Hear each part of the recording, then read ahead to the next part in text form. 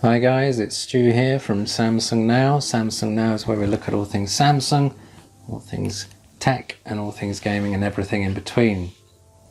Today we're looking at the game settings after the 12.01.6 update for the KS series of TVs from Samsung.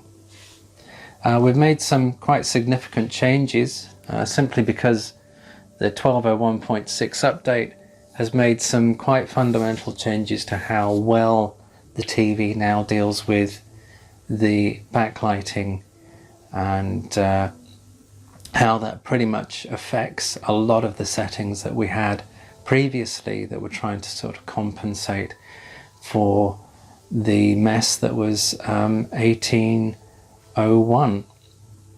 So here we have Horizon Zero Dawn, which is a fabulous game on the PlayStation Pro. These settings will work well with an Xbox One, One S or a Switch. So the first thing that we have is, if we just can't start the game as well, is we'll quickly go over these settings.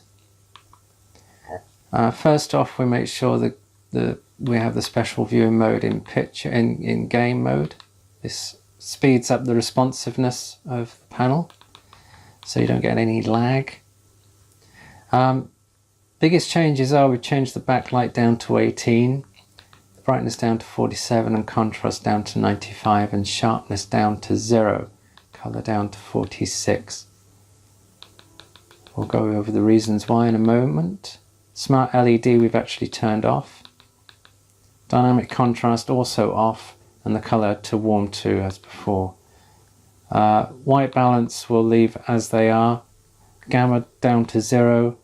Color space, set that to auto. So why have we changed these? Well, predominantly with the prior update there were some real issues with that in terms of how the panel was dealing with sort of HD content and games, sort of artificial content like games and what have you, and make it somewhat grainy, and there'd be some judder and what have you. Judder and backlighting and a lot of the lighting issues have been dramatically improved, so has light banding as well. As a result of that, it's tended to, for my eyes at least, to make the panel an awful lot brighter. So I've toned that down a lot.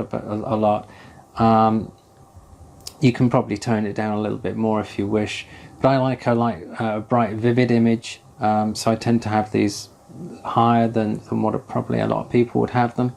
But again, it's down to personal preference. But the more you have backlighting and contrast down, the more you're going to sort of wash away a lot of the image and make it seem sort of dull and lifeless.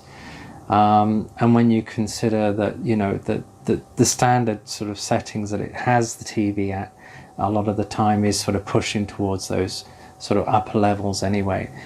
And to have the color when we using the RGB cards and what have you, to get those sort of colors as to where we want them, you kind of have to have the panel doing its utmost to push out that color. I'm rambling, of course. So here we have, you're not going to see it as well as I see it because my phone isn't going to pick it up quite as well as my eyes do. But we'll quickly go over those settings. So picture mode on, game, expert settings, then backlight at 18, brightness at 47 and contrast at 45. Color just down a bit from to 46, just simply because with it being managing the LED and the backlighting and everything else an awful lot better, we're not having to compensate so much, and it's kind of how we had it before was kind of a bit too much with this new update. Smart LED off. These other ones are grayed out, by the way. Digital clean view, analog clean view, auto motion plus are all grayed out. Same with film mode and so on. Basically these are the things that would slow the panel down, so in game mode they're automatically turned off. HDMI color to all sources, as you can see, all outputs. Color down to warm to, which is the closest to this sort of industry standard sort of cinema sort of colouring and what have you. White balance, 2 point, all zeros, so we just leave those as they are. We don't get the 10 point on that.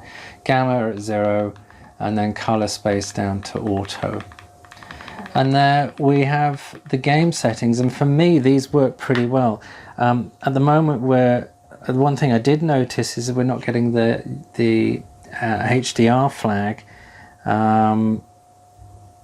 but if we press info on the boring remote control, we do see that it is a HDR source. So it is working with it still, thankfully, so it is noting that.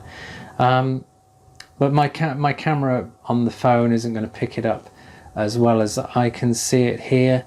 Obviously the sun is setting now, so things will be a little bit subdued.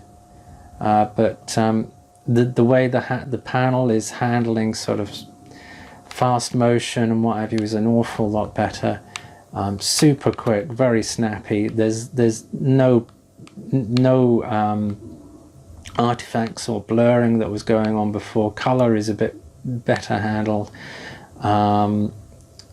Because we're taking off a lot of the processing that we had to sort of apply previously to compensate for some of the issues with the prior update, we're getting a sort of a more natural image, and we're getting more detail in the blacks and what have you as well, which is great.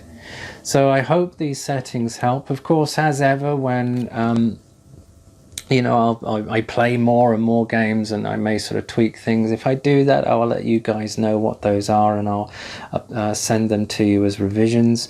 Of course, we will any major software update, firmware update, we'll be looking to, you know, to change the settings to see if we can get more out of the panel with that new update.